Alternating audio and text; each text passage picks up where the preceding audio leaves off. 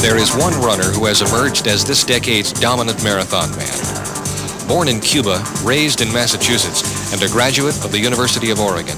His name is Alberto Salazar. October 1980.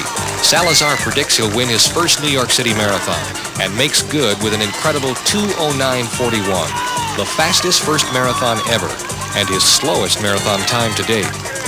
1 year later, October 1981, Salazar defends his New York title, correctly predicting, then running a 2:08:13, a world record in only his second marathon. Today, Salazar trains in Eugene under his college coach, Bill Dellinger. He's preparing for the possibility of a grueling distance double at the '84 Olympic Games, the 10,000 meters, then 4 days later, the marathon. I'm considering trying to run both the 10,000 and the marathon in the '84 Games, and there I would only have 4 days of rest after the 10,000 finals before running the marathon. Salazar, training for the '82 Boston Marathon, decides to give himself an early test of the double he might face in Los Angeles. He invites 20 of the world's best distance runners to Eugene for a special 10,000-meter race, a race to be held in Oregon's cold rain just 9 days before the Boston Marathon. Despite the miserable weather, some 6,000 Eugene track fans show up to see Salazar run against one of the best 10,000 fields ever assembled. From Kenya, the world record holder for 10,000 meters on the road at 27:41 best, Michael Bujioki. I think it won't be a good race, although I don't know. It's a winner. Can't predict. Can't make a good guess. From Colombia, South America, three-time Olympian, Pan Am 5,000 champion, Domingo Tebaduiza. I know it's going to be a fast race, and I hope I'll be there for the kick, you know. Creo que hay otros corredores que tienen mucho más oportunidad de triunfar mañana, pero de todas maneras yo pienso hacer la lucha también. He says he thinks there's a lot of other runners that have a better chance to win tomorrow, but he's there for the fight. The competition will be great, unfortunately. You know, I'm looking good. I'm trying to do it. If they say that I can win, I like to win. Yeah, so I think I'm going to try my best to perform good. From Athletics West in Eugene, world's fastest marathon man, second fastest American at 10 meters, Alberto Salazar.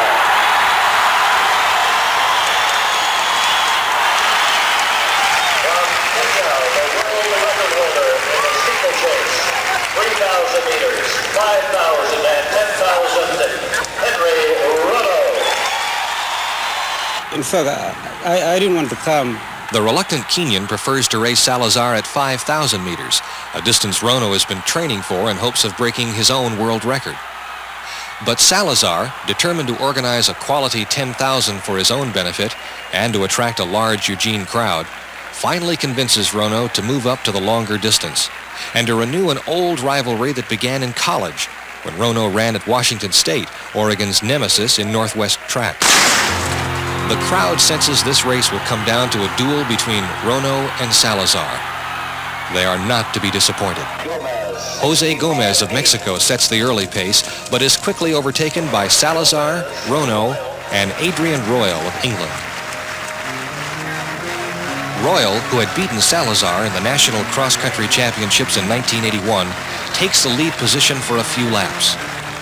But Salazar knows that if he is to win this race, he must set the pace, a grueling pace, one that would take the kick away from the faster finishers in the field.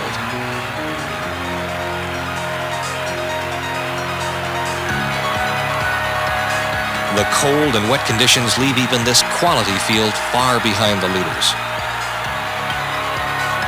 Lap after lap, it's a three-man race, Salazar, Rono, and Royal.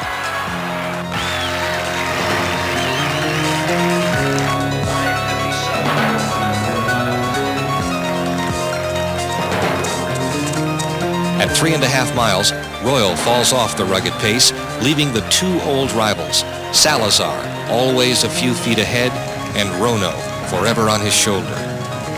A 4:25 per mile pace is hard enough to concern Salazar's coach, Bill Dellinger, who wonders what Salazar will have left for the Boston Marathon, only 9 days away.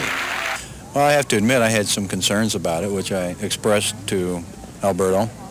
But then looking at it over what he wants to do in 84, where there's a possibility of him running a 10,000 and marathon, I think this is going to give us a pretty good idea on whether or not he can handle that type of thing. So in that respect, I think it's good. So if I can't do it here with 9 days rest, I certainly won't be able to do it with 4 days rest.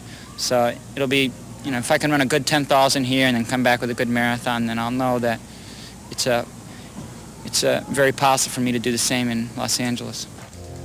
But the Boston Marathon seems years away as Salazar fights to put distance between himself and Rono, the holder of 4 world records. It seems he might be able to hold Rono off.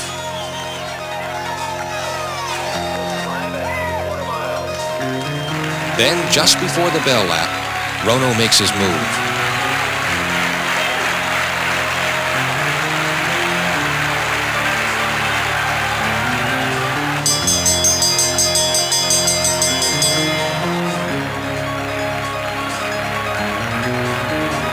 On the final turn, Salazar surges twice to regain the lead.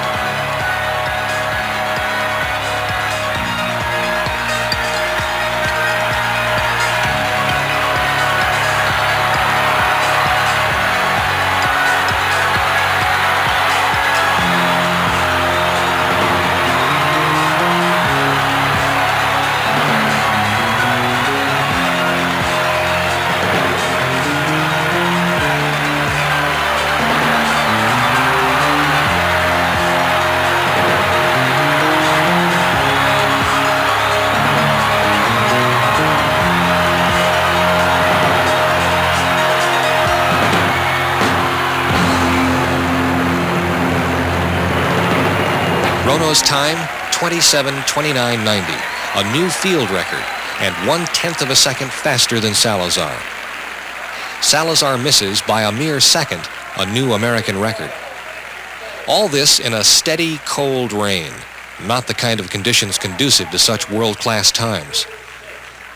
I had a lot of doubt even at the last lap of even the last 200 meters. So that's why I was just and then at 5 years to go, I found that I was going to win.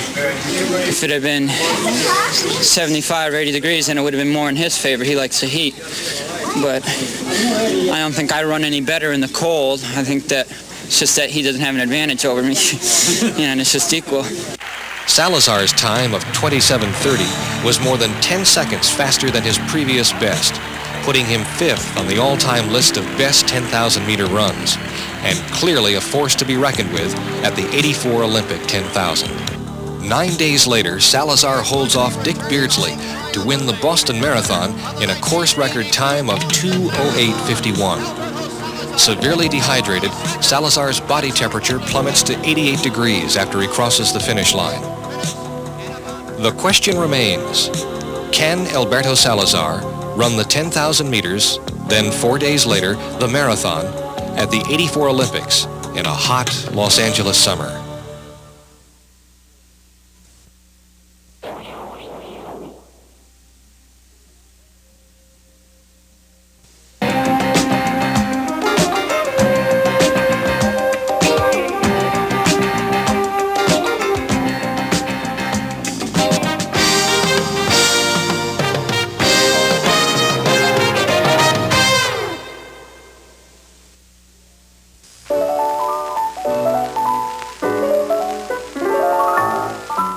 In the beginning, there was lawn tennis, and it was good. But it was played in clothes and shoes more suited for tea and crumpets than serve and volley, and that was not so good.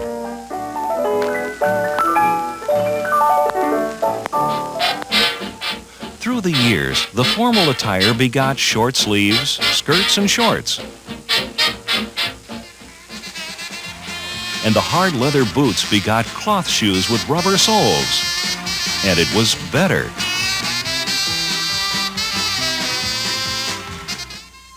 Then one day, a company named Nike introduced a soft leather shoe specifically designed for tennis players. It was called the Wimbledon. And it was very good. The Nike Wimbledon graced the feet of Vitas, Gerulaitis and John McEnroe as they battled for the '79 U.S. Open title.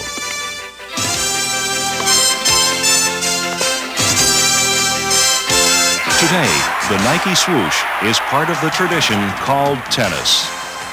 And like the sport it represents, Nike has grown from the early days of Wimbledon. 75 of the top touring professionals and some 80 U.S. college teams wear Nike.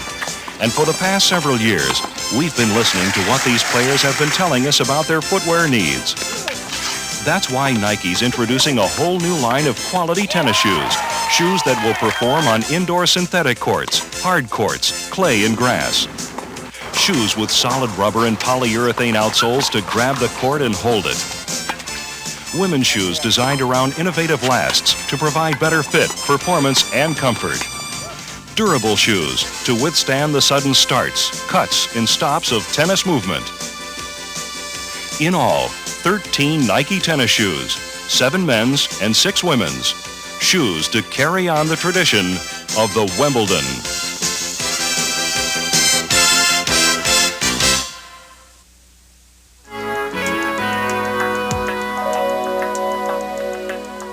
We begin with the all-court and lady all-court with durable canvas uppers. Soft padding called Spenco has been added to the rear foot to provide blister protection for the heel area. The all-courts now feature a longer-wearing natural-colored rubber outsole, the same solid rubber that beefs up the front of the foot for toe draggers. The new features make the all-court and the lady all-court durable, comfortable shoes for all levels of play, popular even among college players.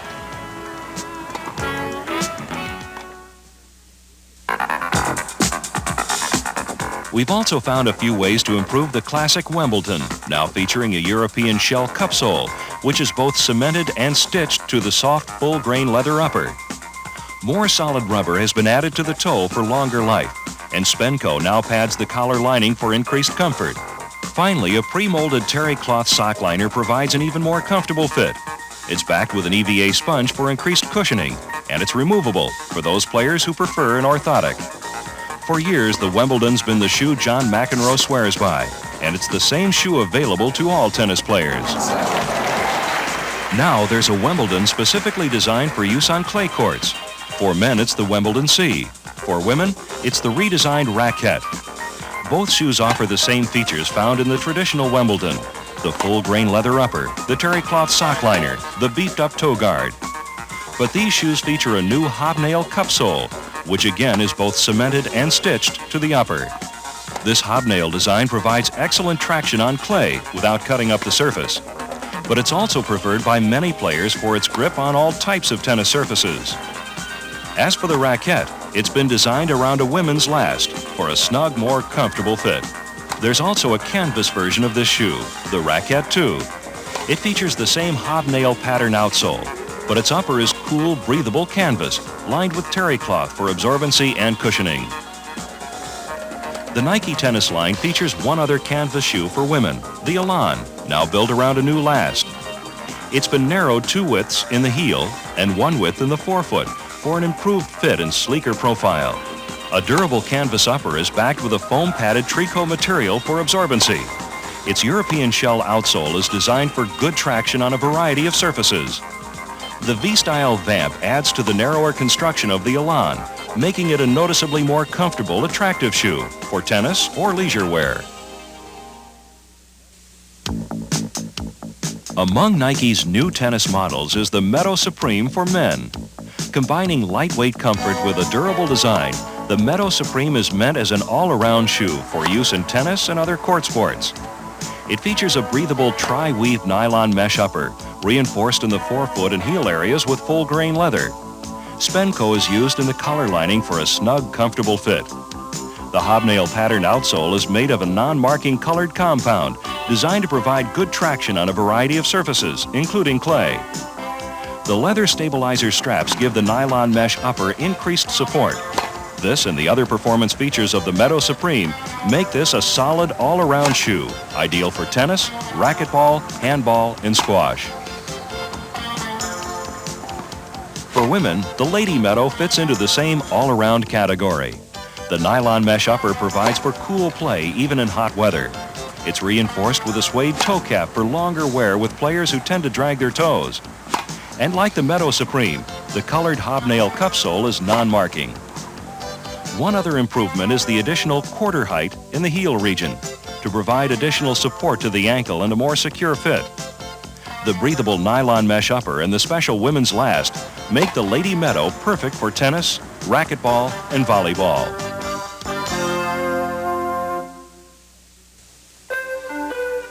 The Rivalry features Nike's newest advances in outsole materials, polyurethane.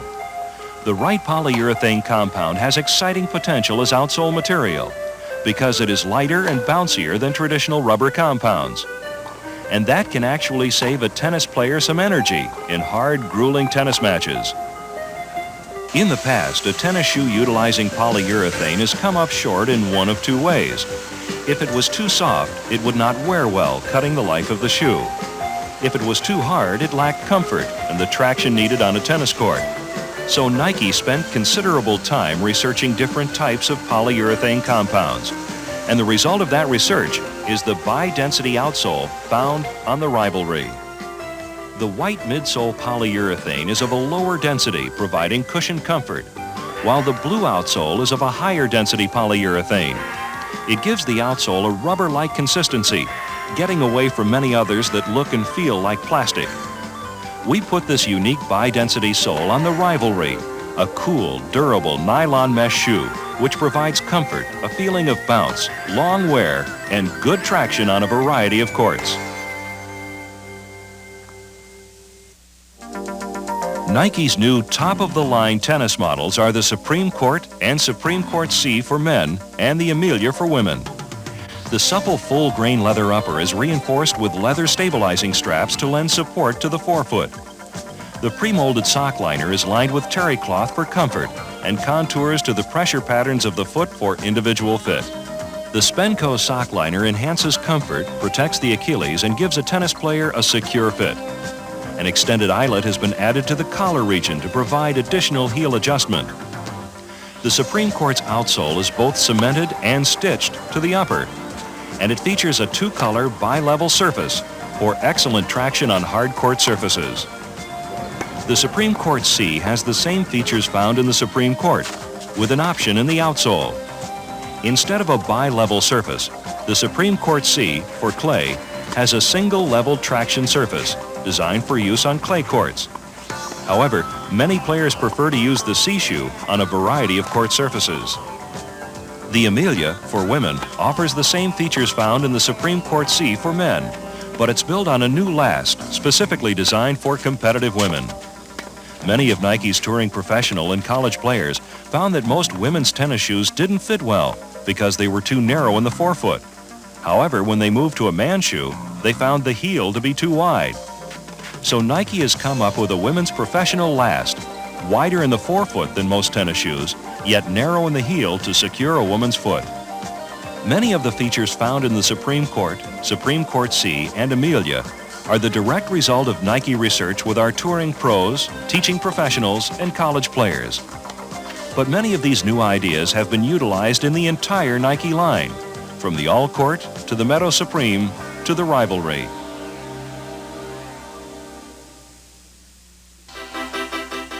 These shoes are the culmination of years of Nike research into the movements of the feet on tennis courts, the braking, the cuts, the toe drags during serves. But this is also the beginning of Nike's new commitment to provide the world's tennis players, from public courts to Wimbledon, with quality tennis footwear. The early days of the Wimbledon are history, but the best days of Nike tennis wear have yet to be reached.